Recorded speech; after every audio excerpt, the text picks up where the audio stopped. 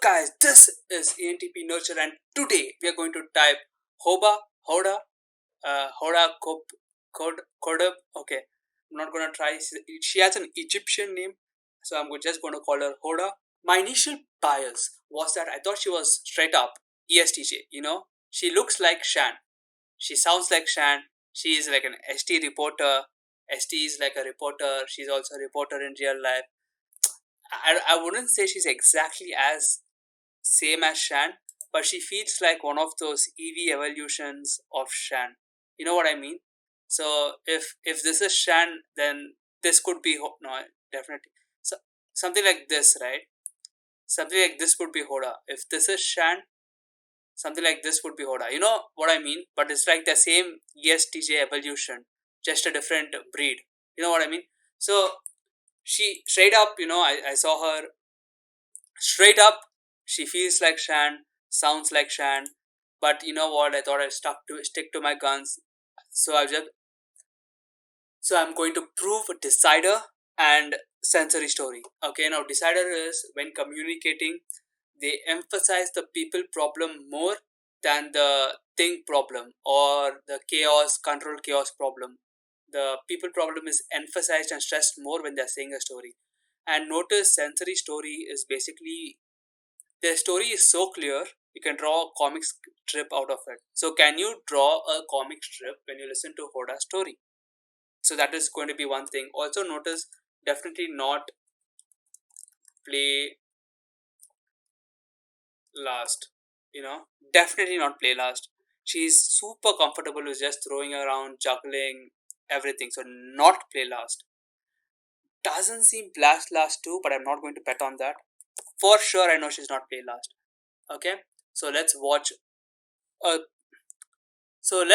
an incident where she talks about her first job and how she got it. So you're going to see the sensory story and the decider thingy pop out. Yeah. And I always say you have to have passion and perseverance. Yes. So 1986, you graduate very passionately in your Yes. degree in broadcast Yes. journalism, and you go for your first and what you think is going to be your last only interview you're ever going to have. Yeah. How'd that go for you, Hoda? Yeah. Well, you know what happened? So I graduated, I was so thrilled, and I had one single interview lined up in Richmond, Virginia at a television station. And I was convinced that I was going to get that interview. So I got all dressed up to go for my interview. I had on a green suit, and I had my hair blown out, and I borrowed my mom's car. And I remember I had a resume tape, and I said, Mom, I'm going to go to Richmond. I'm going to go get this job. And my mom was like, you can do it. So I remember I drove to Richmond, and I got to the newsroom, and I was like, this is really good. I'm going to sit there, and I'm going to date him, and I thought my life was going to be great. He puts the tape in the machine, and he plays it for, I don't know, a minute or so, and he pops it out, and he says, oh, Hoda, I'm sorry, you are not ready for Richmond. And I thought, that had not dawned on me. And plus, it was my only plan, and I go, what do you mean? I said, I'll work hard. No, you're green, you're not good, you're inexperienced, you need lots more work, 2 years, and come on back, bye-bye. Bye-bye, like that. And I said, is there any advice? He said, nope, you just need work. See you later. And as I was leaving, he said, a buddy of mine's hiring in Roanoke at WDBJ7. I bet you if you go talk to him, he'll hire you. And he's going to a conference tomorrow, so you got to catch him tonight. I said, I'm going to go. I'm going to get that job. So I called Mom, and I go, Mom. She's like, how is Richmond? I go, I don't want Richmond, Mom. I want Roanoke. Nobody wants Richmond. So I drove to Roanoke. I got there, I was like, this is good. I'll sit there and I'll date him and, this is great. He takes the tape, he puts it in the machine, he plays it, he watches it, and he stops it. And he says, Hoda, you are not ready for Roanoke. I was like, who in the hell's not ready for Roanoke? It's Roanoke, okay? So anyway, he goes, you're green, you're not good, bye-bye, and all that. So as I'm leaving, I'm thinking, gosh, what is wrong with my tape? He goes, well, wait. Before you go, I have a buddy of mine in Memphis who's hiring. He may be interested in you, but he's leaving tomorrow morning to go to this event. If you catch him, I bet he'll hire you. So I called my mom. I said, Mom, you know what? I don't want Roanoke, Mom. I want Memphis. I drove all night across the great state of Tennessee. The long, skinny state? Memphis is at the other end. Anyway, I drove all the way. It was 11 hours, whatever it was. And I remember I met the guy who was the news director, and he took the tape and he put it in the machine and he played it and he stopped it and he ejected it. And he says, you are not ready for Memphis. And as I was leaving, dejected, he said, wait, I got a buddy of mine who's hiring. I stayed in that car driving around for 10 days. I kept driving and getting rejected and driving and getting rejected. And it was, I got rejected in the whole southeastern United States of America. Birmingham, Alabama rejected me 3 times, ABC, NBC, CBS. You know where Dothan, Alabama is? Who cares? Because I got rejected in map.dothan. I literally walked in, I was like, I didn't even know they had TV there. Anyway, rejected there. I got rejected all the way through the Panhandle. And after that, at the end of it, 27 news directors had rejected me to my face, like, no. And in life, funny things happen when you get lost. So I was coming home. My mom needed the car back. So I was driving home, and I got lost, and I didn't care. I had sad music on. I had no map. And I was driving through Mississippi, and there was a sign. You know how God gives you a sign? It said, Greenville, our eye is on you, CBS, or something like that. So I said, let me go in there, get rejected from Greenville, and get a map. That was my plan.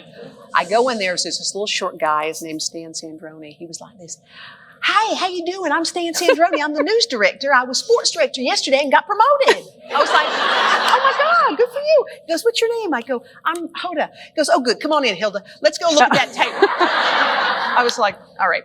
He puts the tape in, he plays it, and he watches it. And I'll never forget this. Stan Sandroni was watching the worst tape ever. And he kept watching it. And I'm watching him watch the tape, and my heart is pounding because I feel alive. And he stops the tape, and at the very end, he says, Hilda? And I said, yes.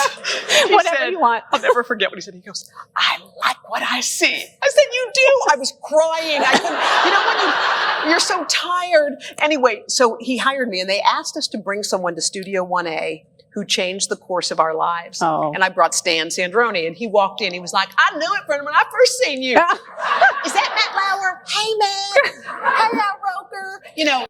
So if you notice, the story was very, very sensory, meaning you could picture her. Like if you could recall, you would know that big the Greenville sign saying like just hiring, the guy's expression, the pounding.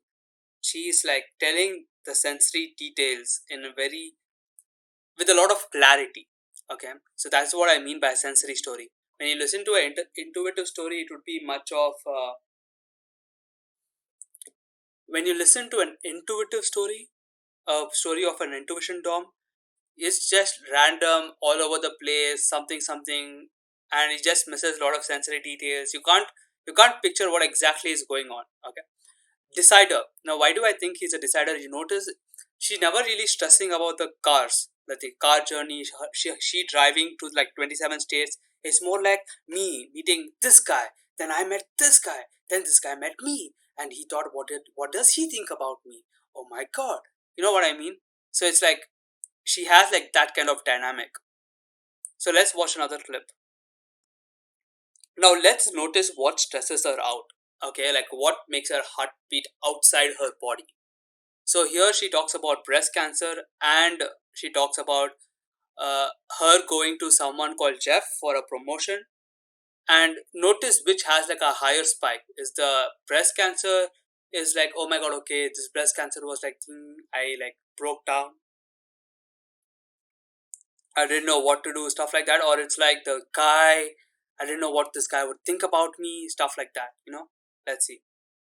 Back, I got sick. And sometimes it takes, certain things make you change the course of your life. Right. Sometimes decisions, you make decisions, and sometimes they happen to you. So I remember when I got sick, I had breast cancer years ago and am fine, but... What? She had breast cancer, that's it? That's all she had to say? Oh yeah, it's fine, doesn't matter. But what really matters is, watch. Back then it was frightening. So when you get sick, and I got better, I remember I had this epiphany. It was like a wow. And I remember the 4 words I got, and my 4 words were, you can't scare me. And I remember how that woke me up, because I have always been, at least in my professional life, someone who worked hard and waited to be noticed, right? I'd work at my desk. I'm like, they'll see me working here. Give me a raise. Hey, I wonder when they're going to promote me. I'm just here, ready. And I remember I always waited. Well, there was a new hour of Today that was starting. Yeah.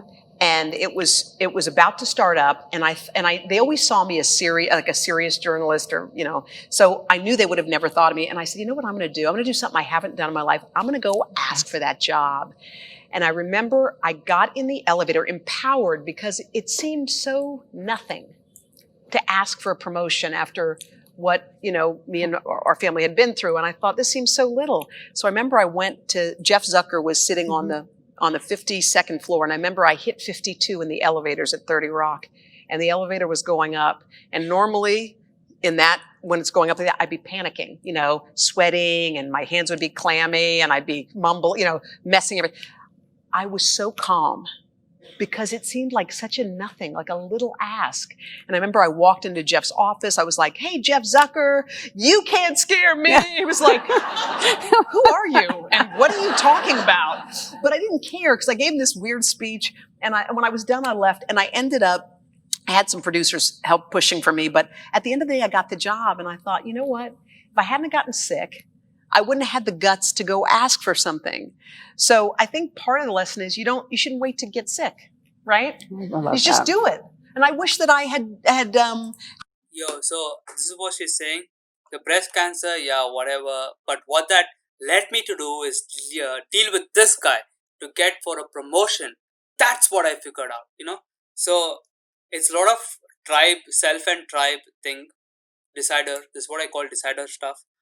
So let's watch this last clip of her being a decider, and let's see what that looks like. Oh, she's gonna talk about her and someone else and her and someone else, and let's see.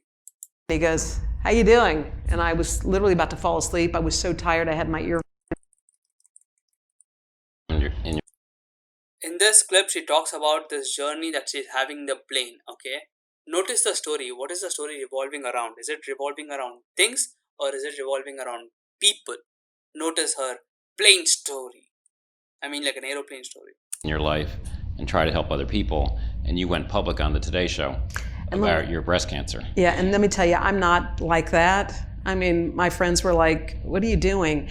And it's funny, I didn't want to do it. I didn't want to talk about it. I didn't want to be the girl with breast cancer. I wanted to get to work, get back to work. And, Matt asked me to go on a Where in the World as Matt Lauer. And I had a very extensive surgery and reconstruction all at once. So I wasn't all the way healed. And Matt said, maybe this will help you heal. Do you feel better? Do you feel like you can go to Ireland for a shoot? And I was like, maybe I'll go. Maybe I'll feel better. So I went on the shoot, and I was feeling terrible and achy and yucky. And I was thinking about my divorce and my thing and what am I doing? And my life is falling apart. And I got on the plane to fly home. I regretted going. I thought I shouldn't have gone. And a guy sitting next to me on the plane looks at me and he goes, how you doing? And I was literally about to fall asleep. I was so tired. I had my earphones. I just wanted to curl up. And I go, I'm good. He's like, how's Katie? Is Katie nice? I go, Katie's nice. He's like, what about Matt? I go, Matt's great. Al's funny. I'm like, oh my God. I wanted to, like Jaws, of all people to sit next to. And so I look at the guy and he goes, but he's so nice. And I go, and he's talking to me, and then I start talking to him, and he goes, what's that on your arm? And I said, oh, it's a compression sleeve. He said, well, what's it for? I said, oh, I had a procedure. So the doctor said, where? And he said, well, what was the procedure? I go, well, I had an operation, and the doctor said I should wear it. So I did. He goes, what operation did you have? I was like, and I said, okay, you know what? I said, I have breast cancer. I said, but I hope when you get off the plane, you don't say, oh, I sat next to a girl with breast cancer. I said, I hope there are other things you think of. He said, what's wrong with you?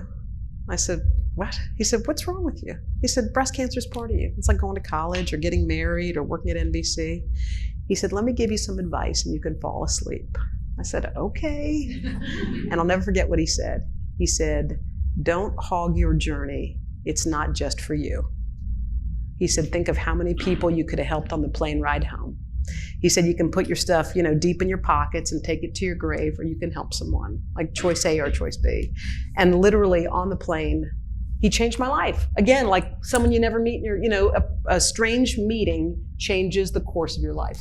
So it was because of him that I decided, well, why wouldn't I? It's not Well, so scary and bad. You really did help a lot of women. The emails that you were getting, which you refer to some of them in the book, once you did go on the show. Yeah. Thank you, thank you, thank you. I just finished watching your interview. You touched my heart and opened my eyes to the very real possibility of facing breast cancer. I'm scheduling my very overdue mammogram this morning. You have helped me more than you ever know. And you've And that's it. So here her story revolves around this guy telling her something, and it's not more of control chaos stuff. It's just a lot of people stuff. So this is what I think. Decider, like 80%, not 80, I would say 70% sure that he's decided. I wouldn't say 70 or 77. Boom. 77 sensory story here. This, I would put it at 89%. If she was not sensory, Dom, I would be very, very surprised. Not play last year, 100%. I would fight people on this. Okay? That's it for this video. I will see you in the next one. Bye bye.